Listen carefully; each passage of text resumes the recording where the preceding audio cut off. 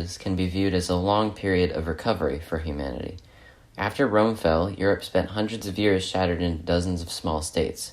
But by the time the colonial period was beginning, empire had once again emerged. And by the beginning of the 19th century, Europe was dominated by four main powers: the British Empire, the Ottoman Empire, the Austro-Hungarian Empire, and the Russian Empire. These states controlled unparalleled amounts of resources, land, and manpower, but less than 150 years later, they too had been shattered. In this video, we will take a look back at this time of empire, how it ended, and who would end up taking the place of these states on the world stage. Let's start with the Ottoman Empire, which showed signs of decline long before the others did. During the 18th and 19th centuries, two major mistakes led to its eventual collapse. Number one was its conflicts with Russia, also known as the Russo-Turkish Wars, which started as far back as 1568 and lasted until the mid-1800s. Almost all these wars were a disastrous defeat for the Ottomans. The second reason was due to the fact that the Ottoman Empire did not industrialize as quickly as its neighbors, and therefore was not really prepared for a modern conflict like World War I, which was in fact the war that ended the empire for good.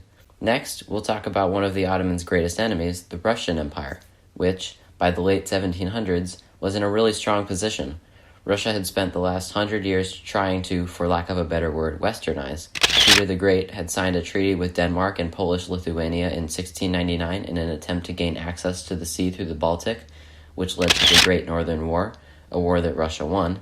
Catherine the Great expanded the borders of Russia further west and famously got vaccinated against smallpox in an attempt to prove its safety to her subjects. So, when World War I rolled around, Russia was actually in a pretty decent spot. However, it too suffered from a lack of industrialization. The main thing that ended Russia, however, was social unrest. Due to over-expenditure on the war, famine swept through Russia, and there wasn't enough money to fund weapons for all the soldiers on the front lines. So, in 1917, during World War I, the Russian people revolted against the Tsar, and Russia dropped out of the war. And now, let's talk about the Austro-Hungarian Empire, which, much like the Ottoman Empire, had been showing serious signs of decline before World War I erupted. Austria-Hungary was a unique state because it was a dual monarchy, meaning that the single Habsburg monarch ruled over both Austria and Hungary, which were two distinct nations that had separate passports. The empire was also composed of many different ethnic groups. All of these factors contributed to social unrest in the years prior to World War I, and it was in fact this social unrest that would lead to the empire's downfall. In 1914, the Archduke of Austria, Franz Ferdinand, was assassinated during his visit to Bosnia. Austria-Hungary blamed Serbia for the assassination. Russia, who was allied with Serbia, pledged to back them up if war broke out. Germany agreed to help Austria-Hungary, and France declared war on Germany, and oh boy, now you see where this is going. After the war was over and the Allies had won, they dismantled the empire into a bunch of different countries in the hopes that the failing empire would never rise again. And 100 years later, it still has not. Finally, there's the British Empire. This one is a bit more complicated because, as you may already know, Britain came out victorious after World War I, and, unlike Russia, did not have any serious revolts in the years that followed. However, the rise of Germany, along with several other factors, led to the end of the age of isolationism in Britain and forced them to ally with France and Russia in order to maintain security. And, like the other empires, World War I shook Britain to its very core. When fighting broke out, telegrams were sent across the empire asking for aid, and the empire responded.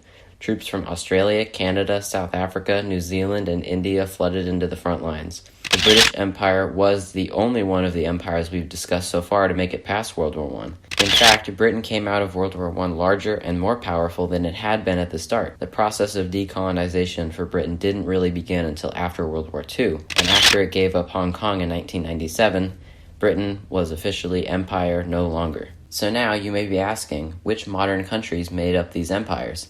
Let's start with the Austro-Hungarian Empire, which is now composed of 12 countries: Poland, Romania, Ukraine, Italy, the Czech Republic, Croatia, among others.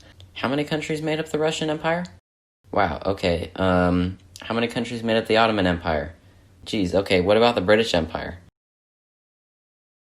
Jokes aside, though, it is very interesting to see how quickly the world can change. Countries that only 100 years ago were hugely powerful and influential are now distant memories of a long time forgotten. And it is fascinating to look back on these times of transition and realize that although it may seem like not much changes from generation to generation, no nation can last forever.